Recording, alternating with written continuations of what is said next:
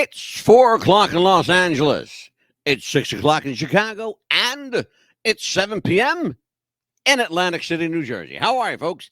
I'm Mad Dog the Sip. You'll join as I am each and every week. Jesus help me. By Amelia the Pitbull Chapman. How are you, Amelia? Doing good. How are you? I'm doing better today. We actually got an interview under. Yay!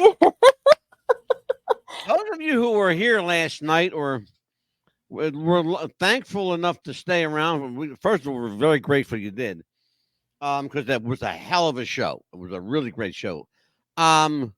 We were supposed to have actor Eddie Deezen with us last night. As it turned out, Eddie had a serious array of technical issues to work through, but we were able to get a hold of his IP guy today, and Amelia the Pitbull Chapman and myself worked an interview with Eddie Deezen, and I think you'll enjoy it. You're going to see that interview tonight. We are also anticipating the return of Rick Saphire and his amazing book, The Real Jerry Lewis Story, Volume 1. It looks like, Amelia, it's going to be probably a 2 or 3 book set. Yes. Probably it's going to end up being a trilogy. At least 2. We know for sure at least 2. But if you, according to Rick, I don't know, he was talking about maybe pushing out 3 books. Yeah, he hinted around. Yeah, well, if he's got the time to push out 3 books, then yes, man, I want to tell you, there might be worth waiting for it. So absolutely. Anyway, so what did you do for fun today? Oh, just my son had a doctor's appointment, and of course that was a little bit of fun. And we went to another city that I was telling you about that has this great grocery store that we go to. Look whose birthday's today. Look whose birthday's today. Oh, happy birthday. Rosie is 62. Happy birthday, Rosie. Hey, Leon, how you doing? Birthday. We have another famous birthday today, by the way. Rosie shares a birthday with actor Tom Hanks. Yes, we found that out today. I believe, and I think Tom. Oh, he's going to be mad if I get this wrong. I think Tom Hanks is 70 years old today. So I got to find. I'm going to cheat, folks. I got to ask Google. Yeah, we're going to find out. Tom Hanks. Google, how old is Tom Hanks? So let's see. I think, what did I say? 71? 70. Oh, he's 68. 68. Tom Hanks is 68 today. I thought he was a lot older than me. He's not that much older than me. No. Eddie Deezen's only 2 years older than I am. Yeah. I just thought they were a lot older. I don't know why. Yeah, and Eddie Deezen's brothers. Time, you know? Yeah. Hell of a show, man. It was a hell of a show last night. If you're a fan of Jerry Lewis and you like that kind of comedy, well, I'll tell you what. We had an interesting conversation last night, and an even more interesting conversation today with actor Eddie Deezen. I want to show everybody and just kind of sit back and enjoy this. You remember Eddie Deezen, of course. Is an actor. You saw him as Eugene in Grease 1 and 2. Polar Express, he played the know-it-all kid. He was in War Games. He played the computer nerd in War Games. Of course, Midnight Madness, Teenage Vamp, Mob Boss, and as he told us today, Surf 2. Even though there wasn't a Surf 1. I don't know, why do people do that? Why do they make movies like part 2 when there wasn't a part 1? Right. I don't understand that. It's just like, it boggles the mind. Right. Or they make movies like 2, 3, and 4, and then part 3 should have been part 1 to begin with. I don't get it. Well, wait a minute. I like what the Lion King did. Yeah. Part 1.5, 1.5. Oh my goodness. They did part 1.5. They did. I'm like, you think I'm kidding? Oh my goodness. Oh my goodness. I'm not Why? even shitting you. Mm-hmm. Or these remakes that they do? Stop doing that. Yeah, The Lion King Part 1.5. I just think where they come up with this shit. Well, listen, actor Eddie Deezen is a mainstay. You all know him. You all love him. He's a friend of Amelia and I. Oh yes. For life. Yes. Yeah, good guy. Good guy. Yes. Take a look at this, folks. Talking about his idol, Jerry Lewis. And you'll understand why in just a second. Watch this. And we're back with actor, television star, Eddie Deezen. Hi, Eddie. How are you, Hi, my how are you, friend? Mad Dog? Because Eddie is the little bratty kid in my favorite movie, Polar Express. I love that movie. Thank you so much. And Mad Dog, today is Tom Hanks' birthday, if you don't know. I want to say happy birthday to my pal Tom Hanks. Well, yeah, I hope he's listening to your wonderful show. Amazing. My birthday's actually tomorrow. Is it? Close. Oh, It happy is. birthday, Mad Dog. I didn't know that. Well, I'll send you a greeting on 65 Facebook for tomorrow, sure. Eddie. Okay, I'll send you a 65 greeting on tomorrow, Facebook for tomorrow. Yeah, thank you, sir. Eddie and I are Facebook friends, and we became quick friends in real life. It's amazing, my friends out there, what turmoil and anarchy will create the bond between two men. Mad Dog, can I just interject for 1 second? Yes, sir. What is the name of the lovely lady here? I didn't get to meet her. Oh. That's Amelia. She is Hello, the pit Amelia. bull. Hello. Hi, Amelia, the Amelia. pit It's bull so nice to chat. meet you. It's a pleasure to meet you finally. Amelia is my producer Okay. and sometimes co-host, and Okay. she's actually the co-host on our new show that premieres tomorrow night called Bullshit. Okay. And of course, I star in that, of course. That's Bullshit with Rico and Stretch. That airs at 7 p.m. tomorrow. All right. Tonight, we're going to talk about Rick Saphire's amazing, amazing book called The Real Jerry Lewis Story. Volume 1, by the way, Eddie. This is just book 1. Okay, and you promised me you're going to get me a copy, Mad Dog. I'm dying to read it. I want all my friends to read it. I'm going to promote it on Facebook because I'm a Jerry Lewis nut, and I have so many friends who love Jerry. Jerry was a huge influence on my life. That's one of the reasons, Eddie, I wanted you on the show tonight, is you've been compared throughout your entire career to Jerry.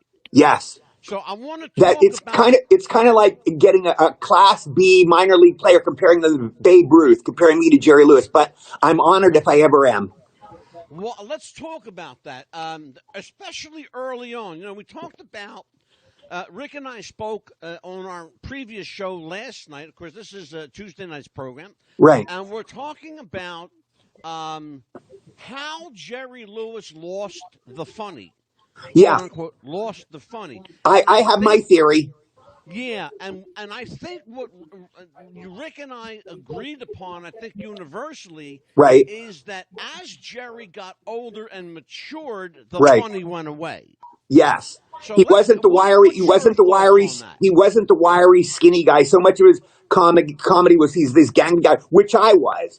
And I still kind of, but even I've put on weight. I'm 67 now. Remember when I was doing Grease and I Want to Hold Your Hand in 1941, I was 20 years old. I was 20, which is how old Jerry was when he met Dean Martin. So it's kind of a coincidence. And then you put on weight, you kind of lose. That was part of his shtick. It's kind of like the reverse. Imagine like Jackie Gleason or Curly Howard if they didn't have their belly. If they got skinny, it wouldn't be as funny. We know them as fat men. John Candy, John Belushi. If they were thin, it wouldn't have been the same. So we know this physical presence they have, and it detracted from. Let's say Charlie Chaplin was 6'1", and he wasn't the little tramp. He wouldn't be as funny. It wouldn't be funny with a tall guy. So the body is conducive. It's part of the comedian's persona. And Jerry Lewis definitely. He was such a brilliant physical comedian, and he lost that. Now, my own theory too, Mad Dog, is he hurt his back. He had that back injury in 65. He started taking drugs. Sure, and I'm sure you know about me, in 2020, I had my heart surgery, and they put me on all these drugs like Xanax, and I did horrible things. I wasn't me. I wasn't in my right mind. I called a waitress a pig, which I would never do that to a lady in my life. And I was throwing plates at cops, and they were chasing me around a restaurant. I was doing crazy stuff because when you're on these meds, it does something to your mind. Mm-hmm. Yeah. So it's horrible stuff.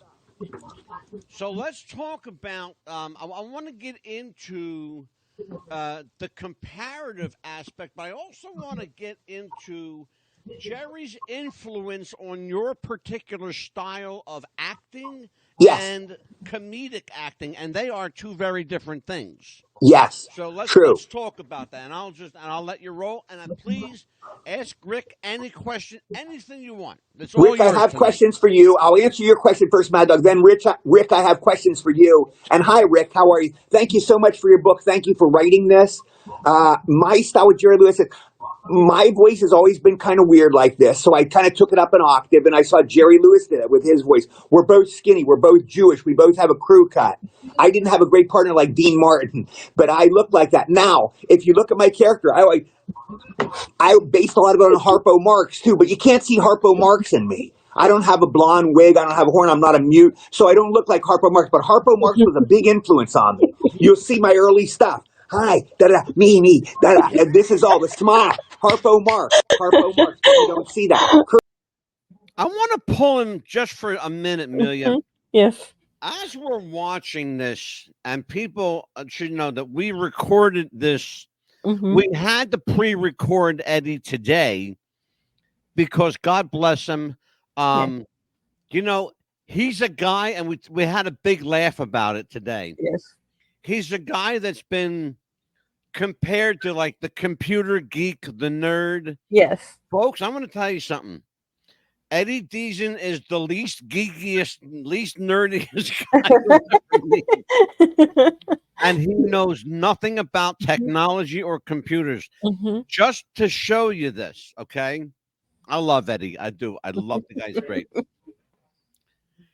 He cannot log out of Facebook because if he does, he won't get back in. He doesn't know his password. Yeah, he's always logged in so that way he can. We talked about it today. Tell me if I'm lying. No, we did, because that way he can't log out of Facebook because if he does, he won't get back in. Yeah. He doesn't know his password. Right. That's how I am here. If I log out, I won't remember my password. Yeah.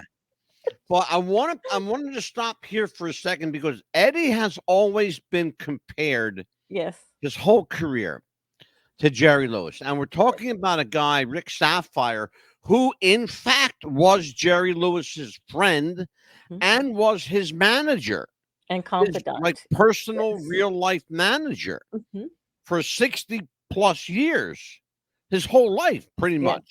Right? His best friend, kind of person that he could always turn to talk to about confidant, anything. His best friend, the guy that he would tell everything to. Everything. He told stuff to Rick he wouldn't tell his wife. Absolutely. Okay?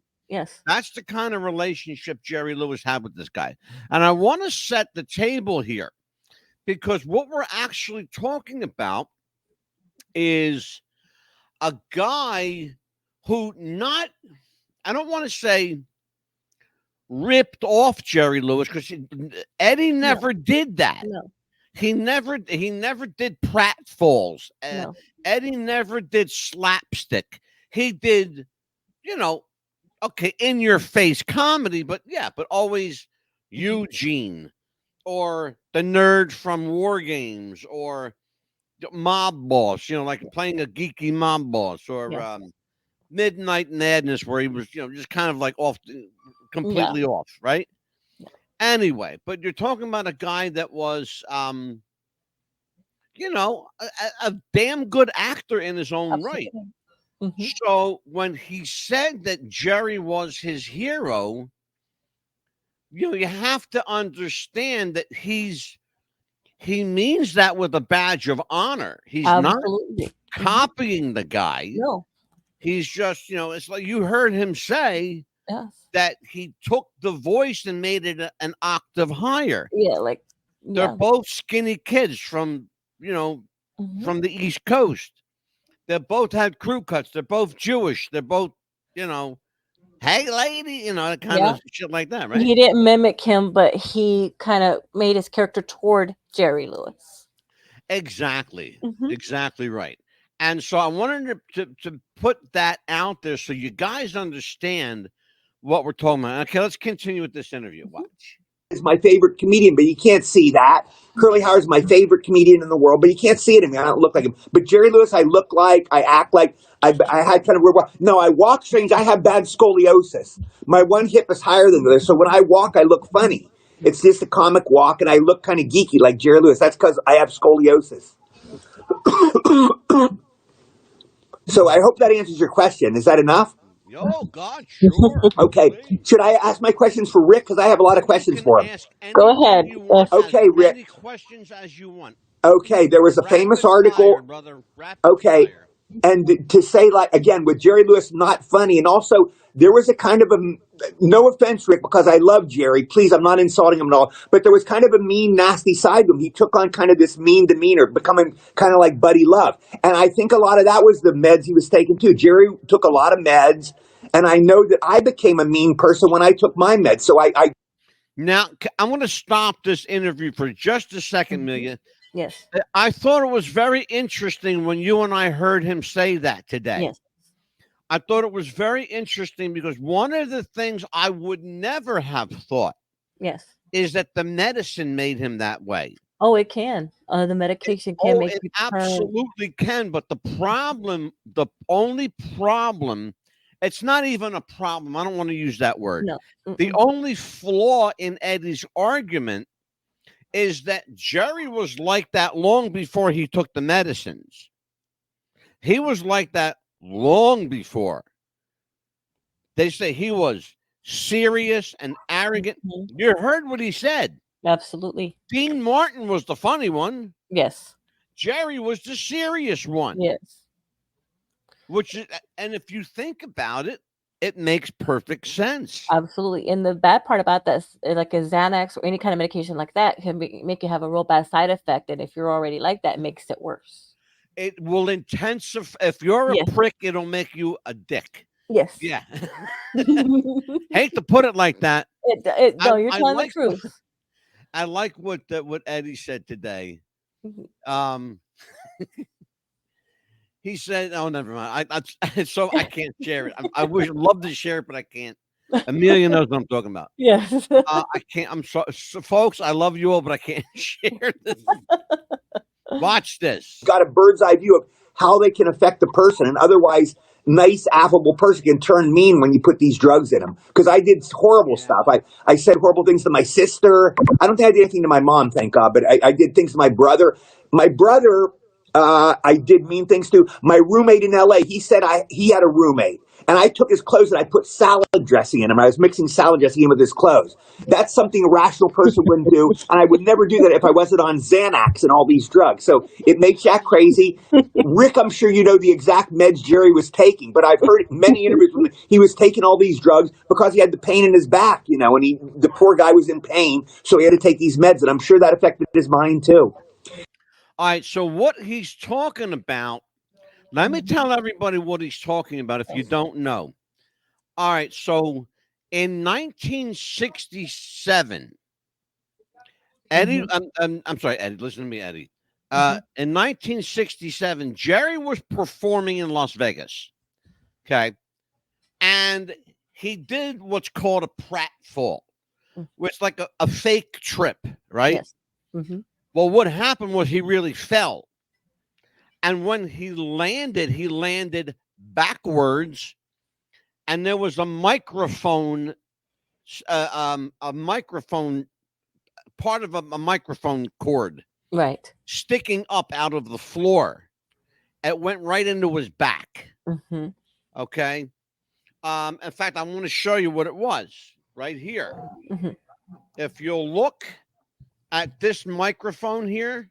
Yes. Imagine this sticking up like this on the stage. Oh, yes. He fell right on top of it. Oh my goodness. Like right on like this, like right on top of it. It went right into his back. Oh, yeah. And not just his back, but it went into the lower of his back. Oh, wow. And he wasn't the same after that. We talked at great length how he became dependent on pills.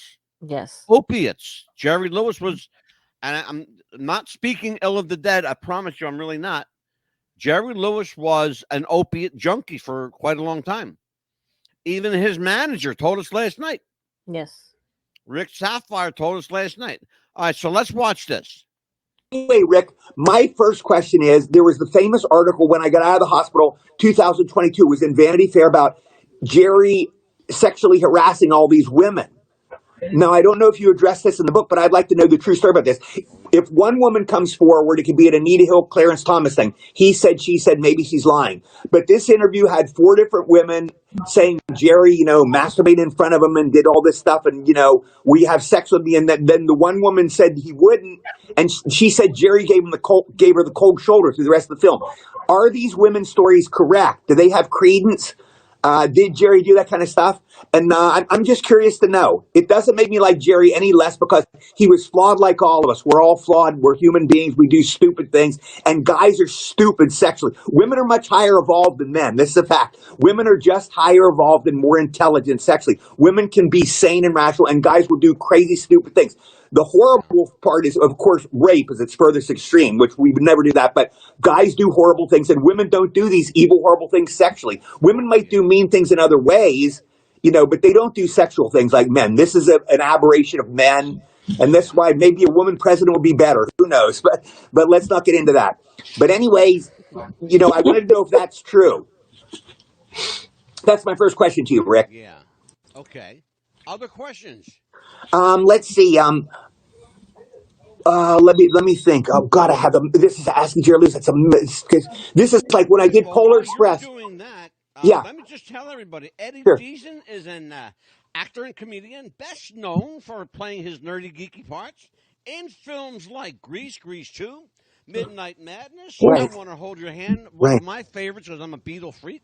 Thank you. That was Bob Zemeckis' first movie. That was the first film Steven Spielberg ever produced. I Want to Hold Your Hand. It's a great movie.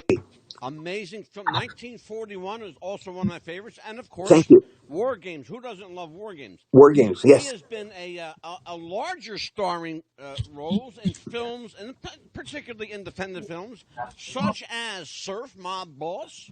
Surf 2. Surf 2. There was no Surf 1. It was Surf 2.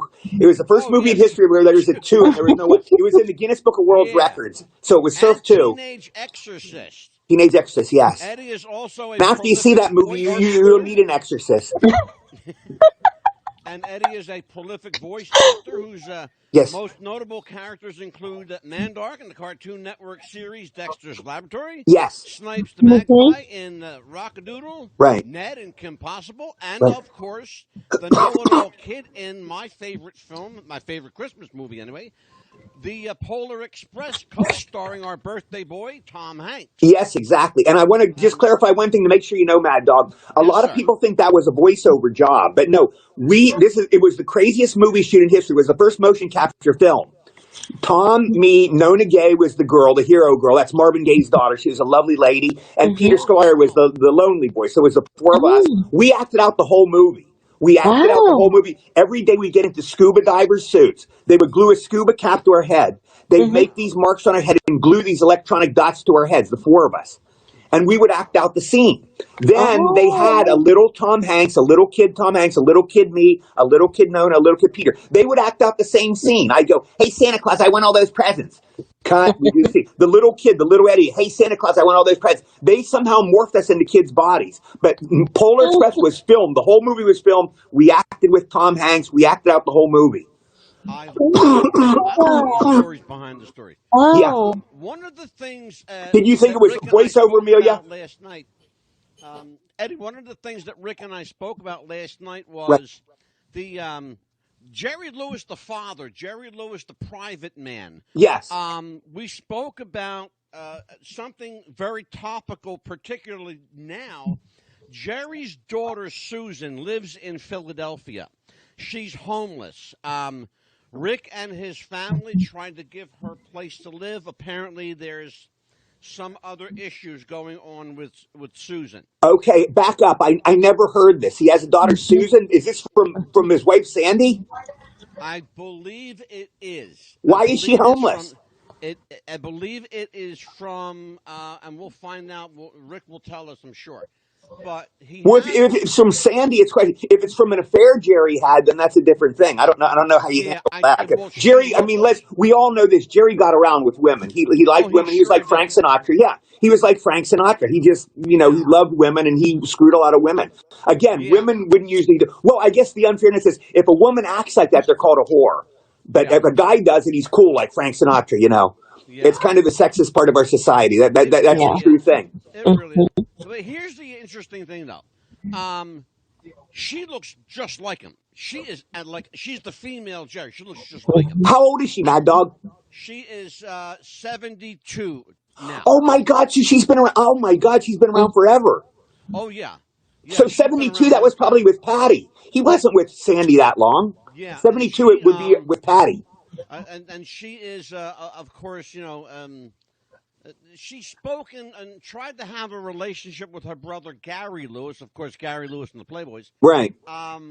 Apparently, there's other issues going on, but we wanted to talk, and I want you and I to address this with Rick Saphire, our guest tonight. No, I'd like to hear about that. I didn't know this story. Yeah, Jerry Lewis, the dad, Jerry Lewis, the private guy. One of the things we learned last night, Eddie, is that Jerry turned into America's favorite once the camera light was red. Right. Okay?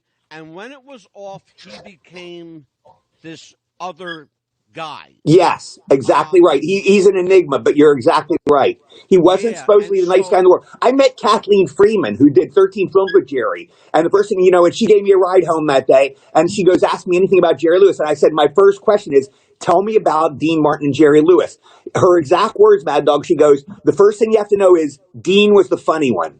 That's the first thing she said. So, you don't see it on screen. Obviously, Jerry's the funny one. Dean's the handsome ladies' man, the crooner, the singer. But she said Dean was. We just talked about that. Yes. And I want to address that because it's critical. It's critical. You heard what he said. He asked a person that did 13 movies with Jerry. All right? Yes. 13 movies. You think she know him by now, right? Oh, absolutely, yes. And she said Dean was the funny one. Yes. Jerry was the serious one. Mm-hmm. But it was Jerry that got all the laughs. Why? Because you have to have a partner, just like in wrestling. You got to have a partner that's going to put you over, make you look good, make you look strong, make you look like $1 million. And if he does that and he does his job well, you both look good. Just like on anything we do together. And that was lightning in a bottle, Amelia. Yes. Lightning in a bottle. But I thought it was very interesting that she would say that to Eddie. Absolutely. That, we're talking about a guy that's known as, the world's favorite funny man. Absolutely. Well, he was for a long time anyway, until this dark side came out. Look, it happens to everybody. It does. Look, we saw. You heard Eddie. Absolutely. He's going to give the example of Elvis. Yes. Now, I don't know if Eddie knew Elvis. I wouldn't put it past him because they probably crossed paths at some point. Although, God, when Elvis passed, Eddie would have been. I was 18, so he had to be 20. Because he's 67, I'm 65 tomorrow. Right. So he had to have been 20. I'm not going to tell you my age, so. Amelia, she's 54. I was 6 when he passed, when Elvis passed. You were just like an embryo. I was 6 years old, but I knew who Elvis was. Oh my God. But I knew who Elvis was because my mom played Elvis records all the time. Oh yeah, I'm sure. All the time. We had Elvis in our home. Yeah. We did. Well, I'll tell you what. We'll save that for another show. Let's talk about do a commercial. Hold on. Oh, wait a minute. Hold up. Oh, look who's here. That was so easy. Do you know what I had to do?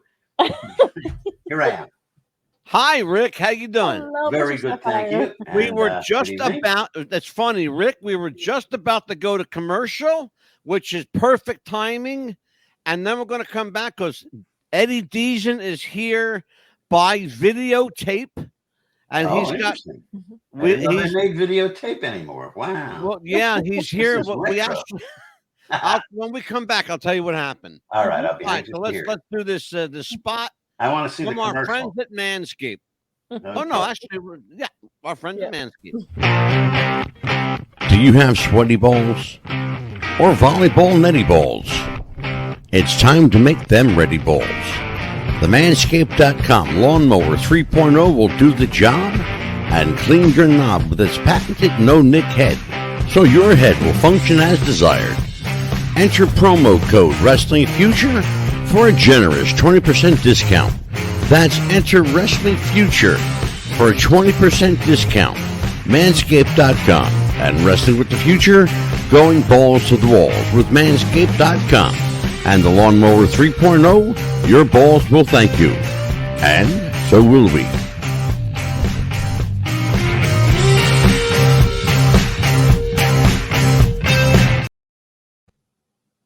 You're listening to What's the Buzz, America's Best Podcast on WWTF Radio 88.7 around the globe. Tonight, the real Jerry Lewis story by its author, Rick Saphire, man who knew him well, perhaps a little more than he wanted to sometimes.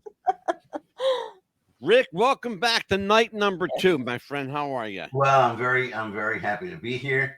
Hold on, I had to actually take my entire room and move it so that I am so happy that you joined us tonight. Again, we we all know by now. Last night, we were anxiously awaiting Eddie Deezen to be here, and of course, Eddie is technologically challenged. We've discovered. We were fortunate enough today, Rick, to get Eddie Deezen's IP guy on the line with us. So we actually went ahead, Amelia and I, and we pre-recorded questions from Eddie for you. Very nice. So what we're doing excuse me, I'm going to pre-record my answers. Okay. So you can play those. What we're and because we knew that if Eddie tried to get on tonight, we would have another debacle. Yeah. So what we're going to do is thank him for giving us his time today. And I want to bring something to your attention. When you just popped in here, Eddie was talking about working with Jerry's co-star on 13 films. And she said, well, I'm going to let him tell the story, but here's basically what he says. Okay. They're called a whore. But if a guy does it, he's cool, like Frank Sinatra, you know. Yeah. It's kind of the sexist part of our society. That's a true thing. It really is. But here's the interesting thing, though. She looks just like him. She is she's the female Jerry. She looks just like him. How old is she, Mad Dog? She is 72 now. Oh my God, she's been around. Oh my God, she's been around forever. Oh yeah.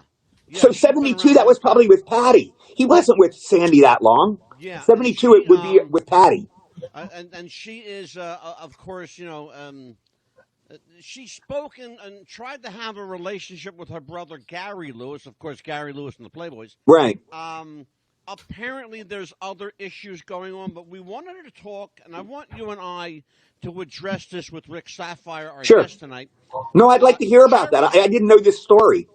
Yeah, Jerry Lewis, the dad, Jerry Lewis, the private guy. One of the things we learned last night, Eddie, is that Jerry turned into America's favorite once the camera light was red. Right. Okay? And when it was off, he became this other guy. Yes, exactly right. He's an enigma, but you're exactly right. He wasn't supposedly the nice guy in the world. I met Kathleen Freeman, who did 13 films with Jerry. And the first thing, you know, and she gave me a ride home that day. And she goes, ask me anything about Jerry Lewis. And I said, my first question is, tell me about Dean Martin and Jerry Lewis. Her exact words, Mad Dog, she goes, the first thing you have to know is Dean was the funny one. That's the first thing she said. So, you know, you don't see it on screen. Obviously, Jerry's the funny one. Dean's the handsome ladies' man, the crooner, the singer. But she said Dean was the funny one. Jerry was very serious in real life. He wasn't the funny Jerry Lewis we all think of. Jerry was a Jekyll and Hyde type character. There's no question about it. Yeah. I will tell you that Rick Saphire last night, almost verbatim, word for word, said what you just said right now. Yeah. Interesting. Yeah. Jerry Yeah. was the serious Mhm. one. Right. Jerry was a serious one. And he was a genius, but he was multifaceted. Clearly. It was almost. What do you make of that, Rick? Well, I think it's very interesting, but you see, it depends on what kind of humor you like. If you like Jerry's brand of humor, then Jerry was the funny one, and Dean was the type of person who his humor was unexpected because he'd come out with a funny line or he'd do something silly or whatever. Yeah.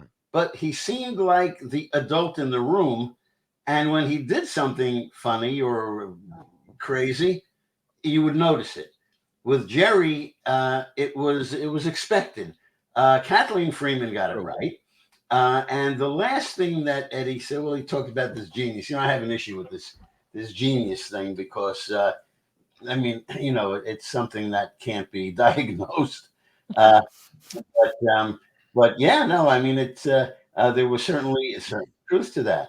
I'm trying to remember what film Kathleen Freeman made with Martin and Lewis. I know she did a lot with Jerry. He liked her. He liked Helen Traubel. He liked others, women who he played off of. But yeah, he specifically mentioned Helen Friedman. Yep. Yeah, Kathleen Freeman. I'm sorry, Kathleen Freeman. Yes. Yeah. No. Kathleen Freeman was terrific. Jerry loved her. Jerry loved women with a good comedic sense. Comedic actors, and that's really what Jerry was. In my book, I talk about the fact that Jerry was always acting. When he was funny, he was acting. When he was serious, he was acting. When he was writing love letters, and I got a stack of them to Patty, he was acting. But that's who he was. That's exactly what we want to talk to you about. Okay. Nobody can seem to pinpoint who the hell Jerry Lewis really is. Who is he? What is he? Is he an enigma, or is he a riddle wrapped up in enigma? Or is he a guy who wants you to think he's this enigma? Jerry didn't know who he was. I can't give it away, but the last chapter of the book is very short. Yeah. And I think it's pretty powerful, and it tells you who he was. Yeah. But, unfortunately at this point, I still have to be a book salesman. Yeah. Oh, God, sure. No, don't tip the hat, because I will tell you right now, you've got 3 confirmed sales on this show. Oh, good. Then I can go out after. Yeah, Eddie Deezen he wants this book now. Well, he can get it. The ebook, the print edition is going to be, it's going to be a while. Excuse me. The ebook is very simple, because with an ebook that you can use on a Kindle. This is my Kindle. I don't sell Kindle, but this is it. Sure. The ebook, you can take that same file and you can put it on your regular computer, and you can read the book there too. Right now, in a short period of time, I'm also going to have the ebook available, and maybe in the next 2 days or so, as a PDF, and that you could read that on your father's old pocket watch. And you can. Oh, sure, yeah. You'll be able to see a PDF everywhere, and then the book will come out. Yeah. We started talking last night, Rick, about and today with Eddie, we started talking about Jerry, the dad, the private guy, the husband. You mentioned something critical to me last night. When the camera was on, he was a different guy. He was on for America. Yes, he was. Okay. Why? And I pondered this all night. I really did. Why the hell did he? Why get married? Why did he get married a few times? And why the need to bring children into his relationship? He clearly did not like children. He clearly did not like children, or at least he didn't like his own. Let's put it that way. He may have loved other people's children. Yeah, they interfered with his life. The matter is, Jerry will go back a little bit. to Jerry's young days as a record mime starting out. Mm-hmm. And Jerry fell in love with this Italian girl singer who was beautiful, had dark hair. He loved her voice, he loved her style, and he developed an incredible crush on her. Mm-hmm. And her name was Lily Ann Carroll. Lily Ann Carroll was the girl singer with Louis Prima. And before Keely Smith, Lily Ann Carroll was the one who kind of created the deadpan that Louis Prima always bounced off of when he was singing with Keely. Absolutely. Mhm. Lily Ann Carroll, and now I'll go back to Jerry and Lily Ann. Sure. Lily Ann Carroll eventually married a guy named Joe Barone. Joe Barone and Lily Ann Carroll did the best Louis Prima and Keely Smith you ever saw, but it was Joe Barone and Lily Ann Carroll. And I knew Lily Ann very well. Yeah. We used to have lunch together 3-4 days a week. Yeah. Because she and her husband, Joe Barone, at one Mhm. period of time were the house act for the Night Owl Lounge nightclub at the Concord Hotel in the Catskills. Oh my God. I Yeah. was the director of activities at the Concord Hotel. I started off on the social staff, and then one thing Yeah. led to the other. And I have to tell you, Rick, I have a Louis connection. Oh, I do. I really do. My father was dear friends with Sam Butera. yeah. And of course, Sam Butera was the Louis sax player. And Yep. of course, he had his own band called Sam Butera and the Wildest. And after Louis passed, Keely, of course, was still around, and her and Sam got together. And you know that story. Yes. And so this connection, it's kind of funny how things everything connects to everything else. How did that relationship, because I've heard other people talk about Lily Ann Carroll and Jerry Lewis as a couple. Never a couple. Never a couple. Well, no, they were never a couple, but they were often together. Let's put it that way. They worked together. They were on the same bill for a while. I don't remember what club, and I have it in my archives here. But they worked together, and Right. Lily and Jerry was just absolutely crushed. Okay, so I want to make sure that, because we have some information that suggested, and I'm not going to put words in anybody's mouth, but we have information that suggested that there was more to their relationship than just being on the same card together. No, not at all. Okay, all right. And if you're getting wrong information and you like wrong information, you want to get this book, which is filled with misinformation. All of them are filled with all of them are filled with misinformation. Okay. Jerry. All right. Jerry wanted to be with Lily Ann. She was 4 or 5 years older than he was. She liked him. He was a likable, little guy. His act was funny. Yeah. Jerry's act, when he did his record act, his record mime act ran from 12 to 14 minutes, and that was it. Yeah. He was either an opening act or an intermission act. Yeah. An intermission act was often used when they had to reset the stage for the next act, or the curtain closed. Sure. And Jerry would come on in front of the curtain while they were setting up the band for the featured act. All right. Yeah. So he had this crush on Lily Ann Carroll. Okay. He went to Philadelphia to perform, and he was left in New York. And he called her on the phone, said, I'd like to come to see Lily Ann. She said, well, you're welcome to, Jerry.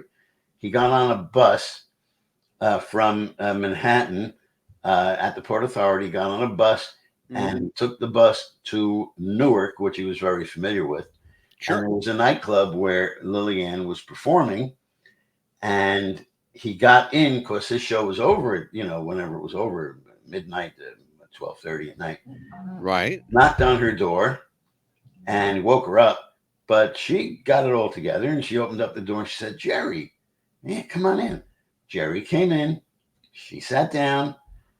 Jerry, or she was on the bed, sat on the bed. Jerry sat on a chair, and Jerry started talking romantic.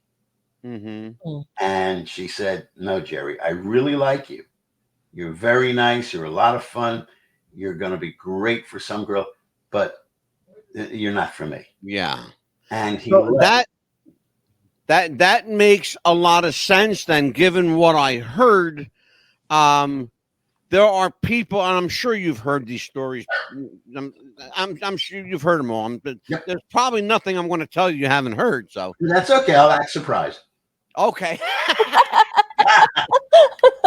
That's great. But yeah, I mean, so you understand why it is easy for people to assume these things. Yeah. It's a natural assumption for people to, oh, well, they were together or they had a romantic, relationship or whatever the case may be. Yeah. No, not I at all. personally don't see it. I really don't. He was, again, the research we were doing said he was quite a melancholy guy when he wasn't being the monkey, to use that word. Well, yeah, I mean, that was his escape. That was, he obviously got attention with being the monkey, and he was liked when he was being silly and whatever. So this was his way of being liked. Now, shortly, within weeks or months after this situation with Lillian Carroll, Jerry was booked to play I guess it's the Downtown Theater in Detroit, and with Ted Fiorito. Jerry was put in as the unadvertised intermission act. And I've got something that is fabulous. I'd like to show you if I can find it. Maybe if you take another commercial break, I'll yeah, it's time for one. After I finish trying to figure out what that last commercial break was selling. But anyway, the last commercial break was selling a male grooming product called Manscaped. Oh, okay, yeah. And it's Amelia's favorite product on this show. Oh, I can imagine. She uses it herself. Actually, I'll tell you what, we are actually ready for another break. Why don't we do this? We'll save our Pepsi commercial for last. This will give us 1 minute and 1 second. We'll be right back. Okay. Jess wanted to start a business when something surprising happened. Today, I'm going to teach you how to crochet. She started crocheting, like a lot. And her friends noticed. Jess, you need to sell those. So, she signed up for Shopify and started building her business. Yes, I love that. And after a lot of hard work, this happened. Oh my gosh, I just made my first sale! You see, every day, hundreds of businesses get their first sale on Shopify. We got ding! And the next could be you. So when you're ready to bring your idea to life And become your own boss. build it on Shopify. What's the Buzz? America's Best Podcast on the record on the Wrestling with the Future Radio Network, 88.7 on the broadband radio system. We are back with Rick Saphire, author of The Real Jerry Lewis Story, Volume 1. This is just the first. I think there's got to be at least 3 books inside Rick Saphire. Wow. I think there's at least 3. He's like, good. We'll see. You know, my wife. That's like giving birth. You got to push another baby out. Come on, Rick. Yeah. Well, So let me ask you a question then. What one of the things I always want to find out from authors is the catalyst for writing the book. What was the motivating factor? And I if I know anything about you, I know it wasn't financial. If I know anything about you, it wasn't to write a tell-all. There was something you had to be wanting to get off your chest. What was the catharsis of the book? Was it just therapy for you? You know, since you and I started talking, I now have to look up 3 words. Yes, sir. Catharsis. I got to look it up. There were a couple other ones. Amelia, could you ask to use like regular words? I know that I have to look them up too. So don't worry, right. I feel like the same thing. I have Yeah, to I look know. them up. We'll you and I'll talk. I'll answer your question. Yes. Oh, okay. I'll answer your question. Okay. Oh, you don't look under the thesaurus now. Yes. This story, Jerry was so much part of my life.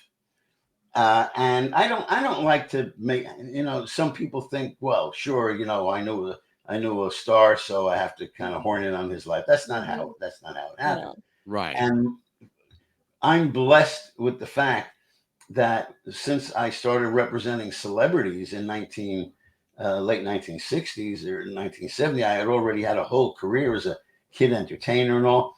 And I loved these people, many of them. And I only represented, for the most part, my heroes. Yes. Jerry was my first hero. But who was my first client? Spanky McFarland of the Little Rascals, our gang, sure. And for 15 years, we traveled the country with a nostalgia show. And I represented. I mean, imagine being a kid who grew up with television, early television, watching the Little Rascals and the Our Gang. And one day, here I am sitting in my living room, my wife Sheila by my side. In front of me is Stymie Beard, Spanky McFarland, and Darla Hood, all sitting in my living room at night having a conversation. I had the biggest crush on Darla. Sure. Man, I didn't realize she was 55 years old at the time. Because she was still like 7 years old. I was talking to somebody today. I had a huge crush on Gary Lewis's mother. How can a person say that about someone's mother? When I spent 2 weeks, and I write all about it in the book, when I spent 2 weeks in Manhattan, waiting to go on the Tonight Show with Jerry, because he took over the show for 2 weeks, and he told me he's going to put me on, but didn't tell me what night. So I had to have in my religion, we call it spilkis. That means nerves on end. It's funny you should mention the Tonight Show and Jerry Lewis. I was actually watching the Best of Johnny Carson last night, and Jerry was the guest, and he was promoting his new film, The King of Comedy. Right. Yeah. Were you with him at that event? No. Okay. I wasn't. When did you and Jerry part ways? All right.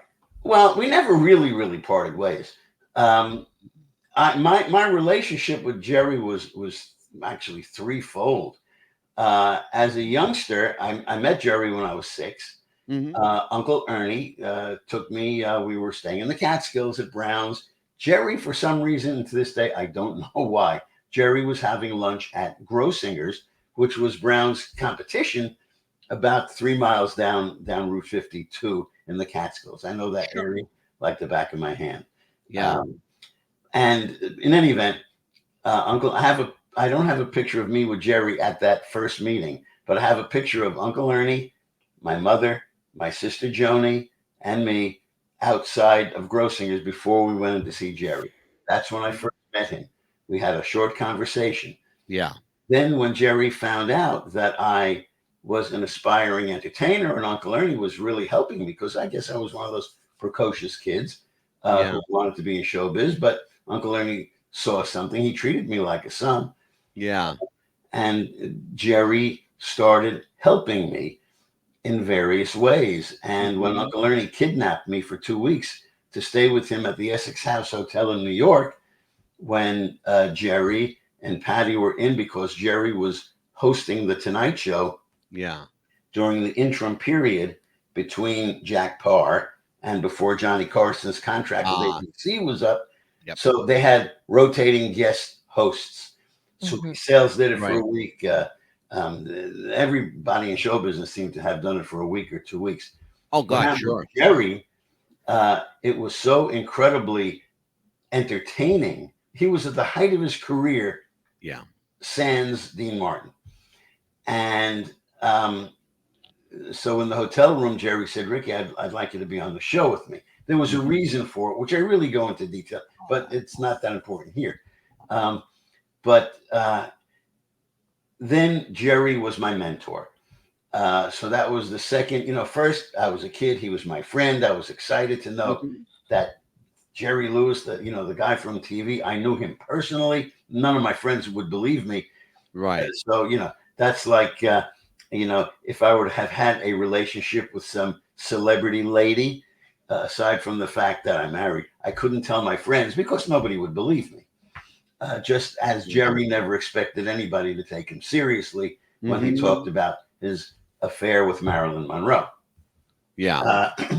And, the only thing that Jerry said about his affair with Marilyn Monroe was that after having an affair with Marilyn Monroe, he couldn't walk for 2 weeks. That was all he said about it. And the media ran with the story. Why were there pictures of Jerry and Marilyn Monroe? They were never in a movie together. No. They weren't. But Marilyn Monroe was on Jerry's radio show, on the Martin and Lewis radio show. She was terrible. I think it was the only radio show she ever did. All the stars were doing radio. You don't hear much about that.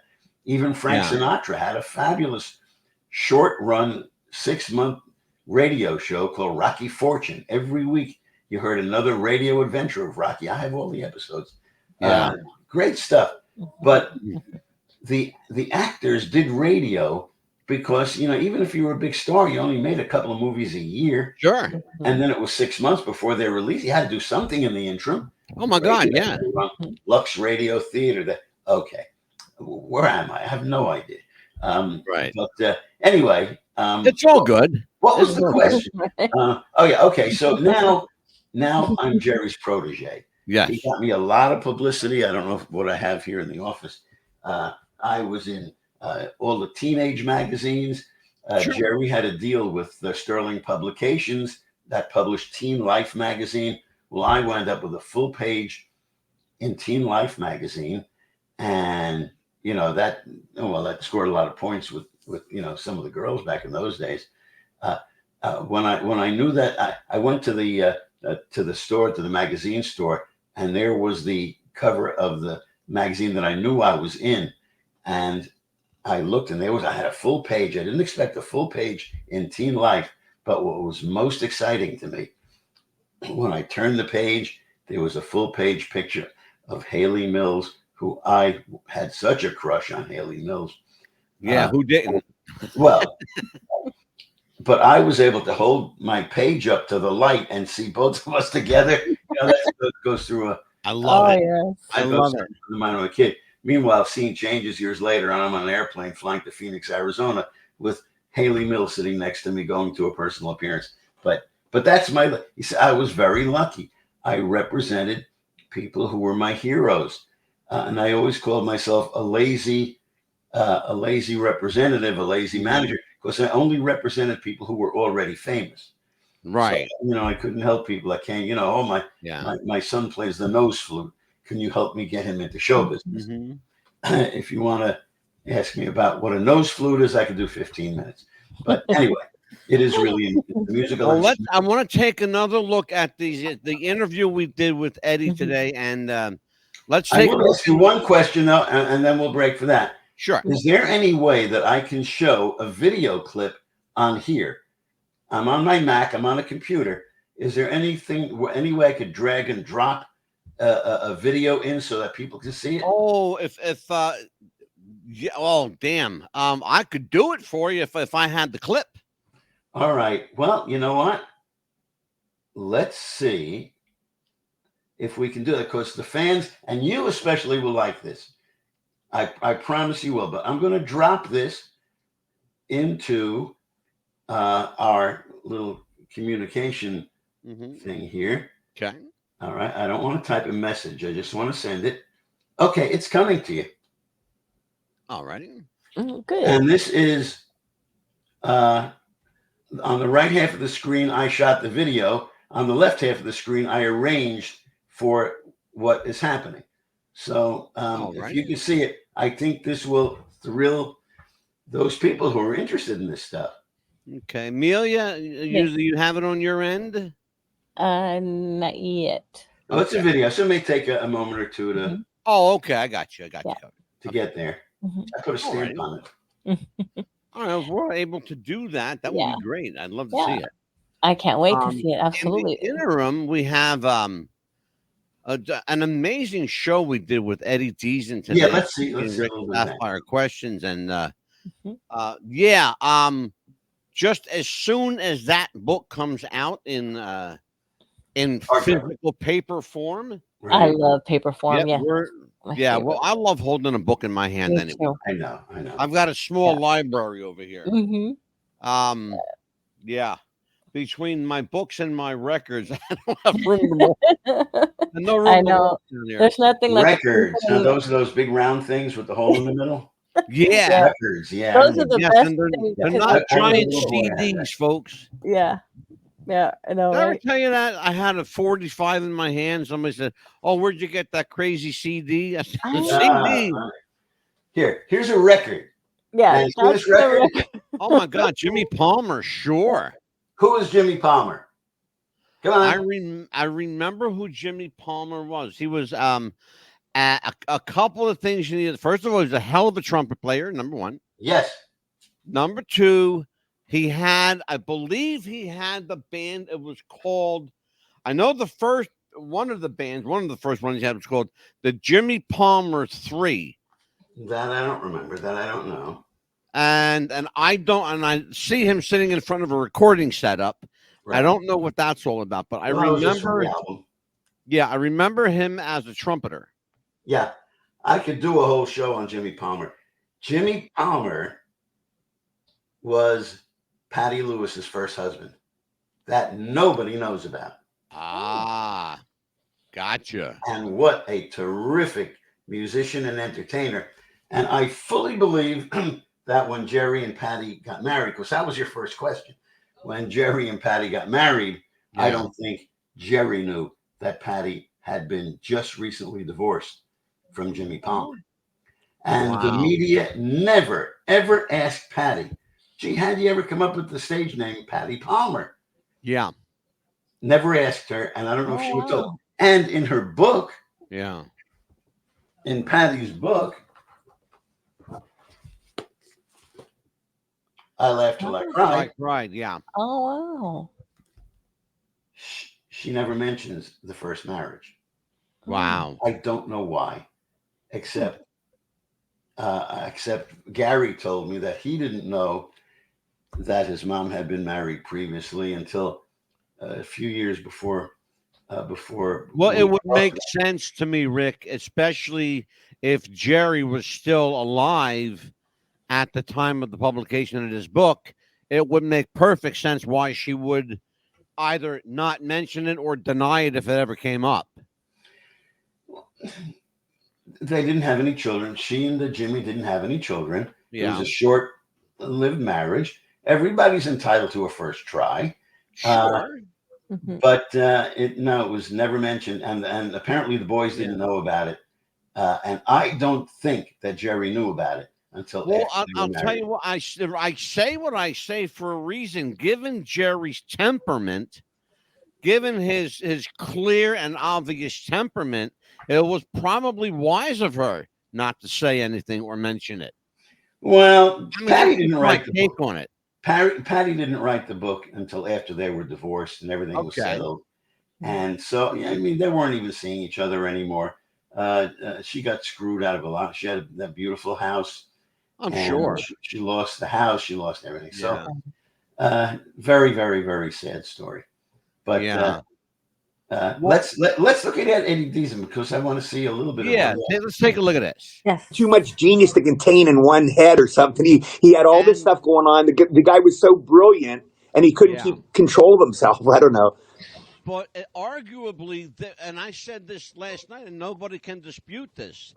Arguably, there's no Jerry Lewis without Dean Martin. I agree. He was at his best with Dean Martin. Dean Martin offset because Jerry was a bit much for a lot of people. He's too much. A lot of people like him, but he was like really over the top. He's kind of like, I don't know, Boy George or somebody when Boy George first came out, or what is this thing?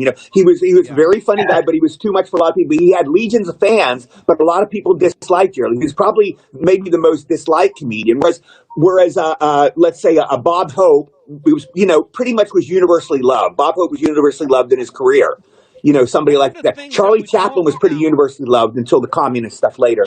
But Jerry was a bit much, and Dean kind of brought him back down. Dean kind of yeah, brought him back, and oh, there's this cool guy. Wait a minute, women can get into Dean more. Jerry's exact words. He said, Dean got the men, the women, and the Italians. He said, I got the women, the kids, and the Jews. He said, between us, that covers everybody. But Dean kind of got that market that Jerry didn't have, and they covered everything. There was somebody for everybody to like.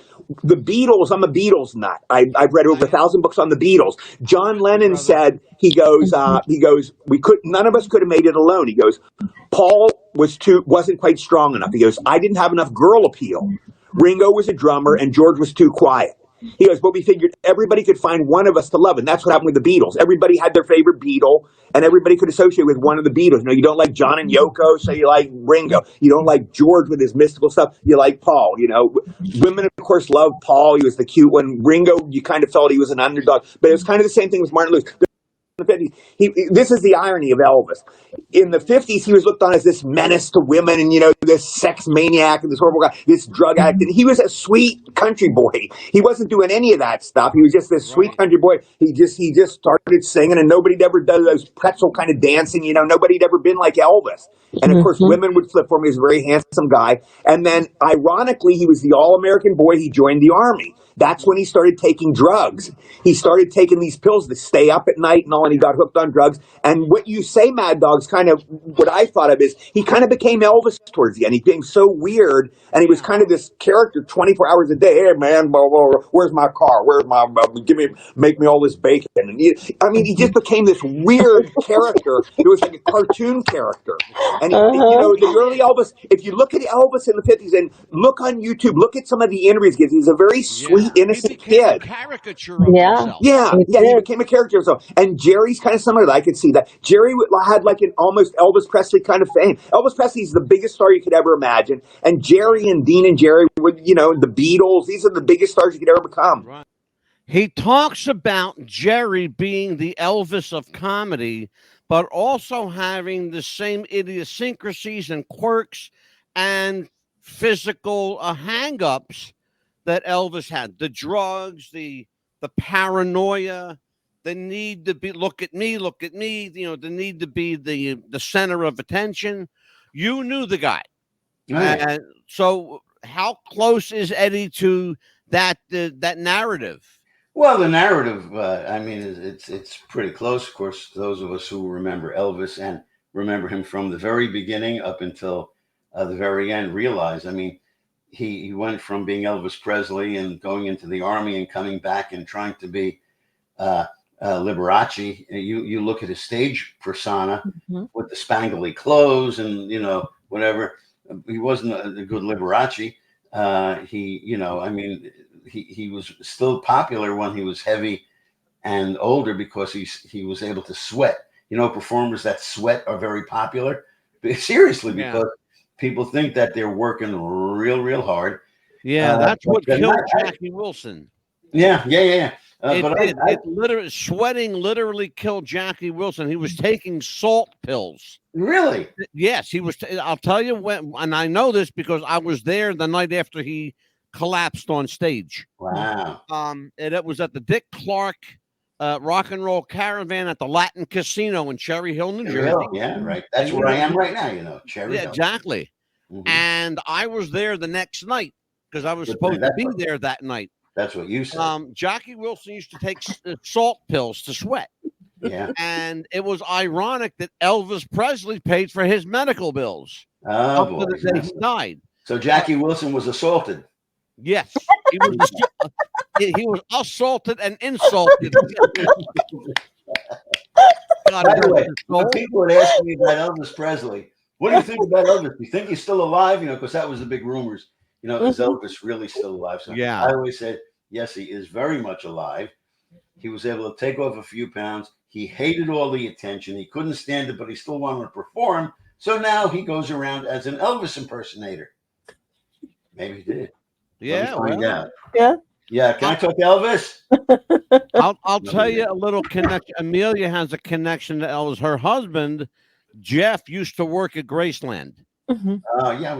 And knew Elvis's father. Yes. Really? Yeah. And he met Priscilla as well. Mm-hmm. Yeah, Jeff knew Vernon Presley. Uh, Yeah. well, So I could do a half hour on Elvis. one of the things that Did that you get the Eddie video, wanted by the me way, to. Amelia? Yes, sir. The video that I sent along, did it come through? It did not hear. It did not. No. All right. I'm going to try one other thing because you will absolutely love it. I mean, I wish there was a way that I can't turn. There may be another way to do this because it's worth the effort. Sure.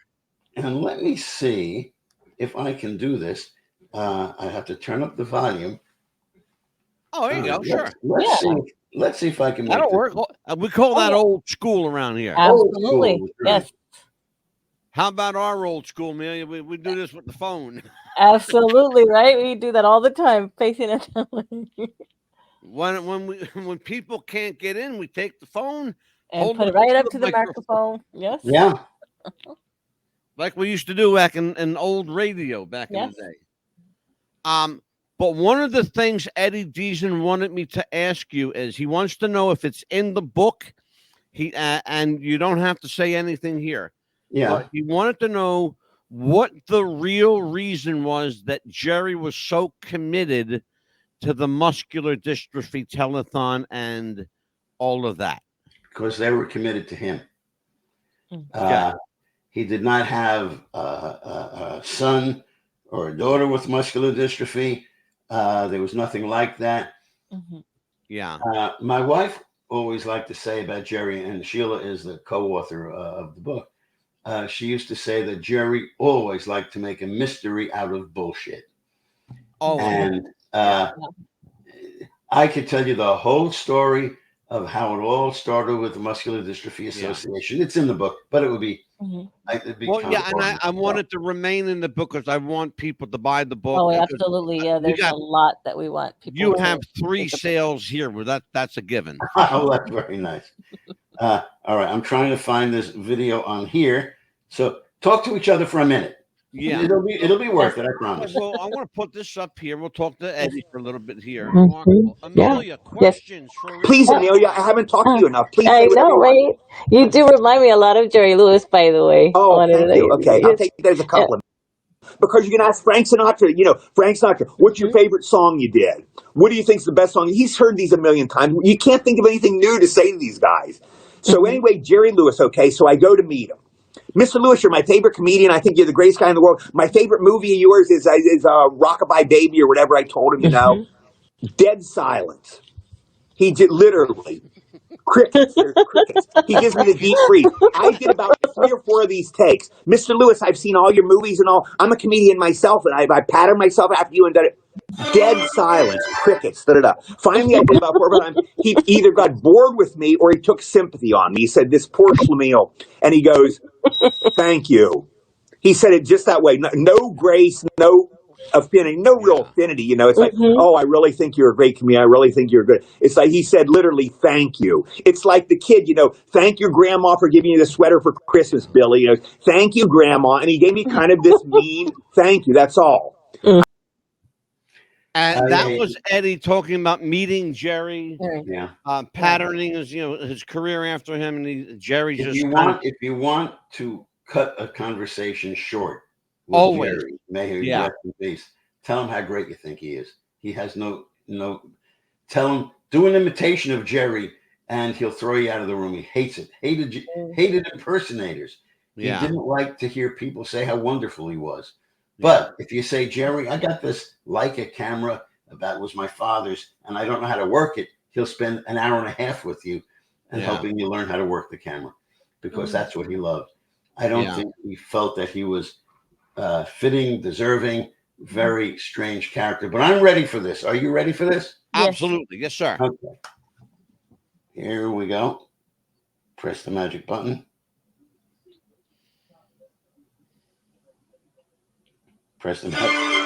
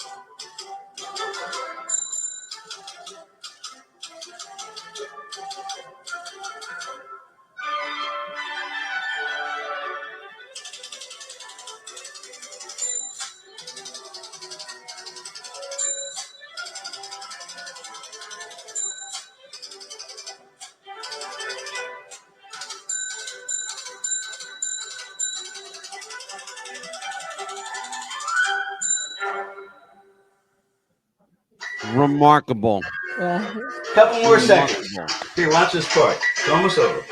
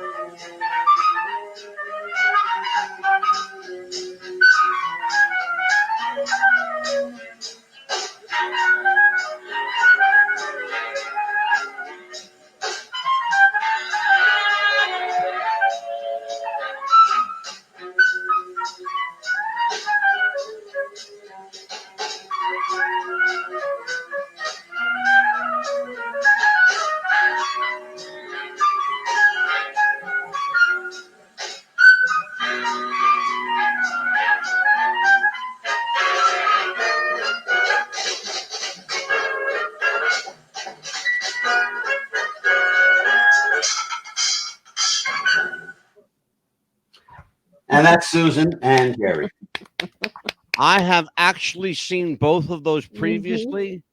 And if I had known that that's what you were going to show, I would have uploaded because I actually have both of those. I do. I have them both. I remember that typewriter because I used to do that in high school. Same thing. Yeah. Yeah. I'll tell you what. The book is The Real Jerry Lewis Story, Volume 1. It is the first in what I hope are 3 volumes. I know there's at least 2 books. At least 2. Like a Labor of Love, Rick Saphire is going to squeeze at least one more out. Well, one more book, and I'm hoping. Here's my hope. Yes, sir. I have made a few calls to Netflix, and there seems to be some interest. I would like to see the book become either a mini series or a movie special, and a year from March, March 26th, 2026 will be Jerry's 100th birthday. Wow. Wouldn't that be a great time for them to broadcast the movie? Because it'll take them a while to get it together. Yeah, sure. And that's really my dream, my hope for the next big thing with the I would love nothing more than to see that come to fruition. We're just going to put it out there to the universe. Nobody's going to jinx it, and let's see what the universe brings back. Yeah.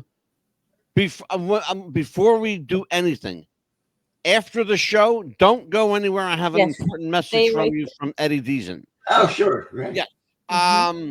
Amelia. Yes. What do we got coming up? This is all you, kid. Yes. Tomorrow we have a great show. We have That's Bullshit with Rick and Stretch coming up. So Our anything new goes. show. That's Bullshit with Rico and Stretch tomorrow night. Amelia is the co-host. God help them. No, I'm the producer. She's the co-host of That's Bullshit. And I think Eddie Deezen had the best response to that. He goes, I should star in that show. Yeah, why not? Well, he'll be a good star for the show if anybody wants to play Jerry Lewis. Well, if you want him on the show, let me know. I'll get him for you. Yeah. And then we have on 22nd and 23rd, we're going to be talking about the Beatles. Who or what broke up the Beatles? Who or what broke up the Beatles? What happened to John, Paul, George, and Ringo? We'll find out, won't we? Find out. By the way, when this is a true story, just while we're talking about John, Paul, George, and Ringo, a newly baptized Christian, the pastor asked him, "Okay, who wrote the 4 Gospels?" And she goes, "John." No. He goes, "Yes, you're right, John." No. Paul, George, and Ringo. No, you did not. Really. Anyway, that's a true story. Rick Saphire can be reached at, let me tell everybody where Rick Saphire can be reached. I have all of Rick's info right here. And let me get this for you. Because it's really important. It is hold on, folks. I know where. I just do you? I had everything wrote down. I know. I love him. Tell everybody. Go for it. Tell them. I had everything here. My little Chiron disappeared. If you really want information, to contact me via email or whatever, just go to jerrylewis.com. How could you forget that? If I could give you my business card, I would, but I can't give you my business card because it wouldn't go through the screen. Yeah, exactly. Well, I'll have to pick it up in person. Yeah, I want and to ricksaphire.com. You can ricksaphire.com is my website. Yep. And of course on the realjerrylewisstory.com but it all takes you to the same place. Sure. If you go to jerrylewis.com, you're going to read a lot about the book. There are a lot of teasers on there. And of course, if you go to Amazon, you can buy the electronic copy. But may I show you this? I got to show you this. Somebody sent this to me, not in this form, but I scanned it and had it printed onto a card. But it's on a piece of notebook paper. A collector. Oh, wow. A collector. Oh, wow. His father was a big band nut. He loved the big bands. Oh, sure. And he sent this to me because this is Patty Lewis, and there's her Patty Palmer. Patty Sure. Palmer. It's beautiful. There's her beautiful face. Yeah, And Patty there's Palmer. her signature. And he sent this to me without realizing that also on here, Danny Lewis. Sincerely, Jerry Lewis. Oh, wow. This was signed the night that Patty and Jerry met. Wow. Jerry was the intermission act. Oh, And that's when he first knew. I tell all about it in the book, of course. But Jerry saw her and immediately thought how much she looked like the other young lady who we spoke about, that he was so much. Wow, remarkable. That's truly what attracted. But anyway, that autograph page has both, and they might not have even known each other at that point. Isn't that remarkable? It's like I said earlier in the show, how everything is connected to everything else. Yeah. It really is amazing. It really, really is. On behalf of Rick Saphire, ricksaphire.com, jerrylewis.com. On behalf of Amelia, the Pitbull Chapman, I am the Mad Dog, Angelo DeCipio.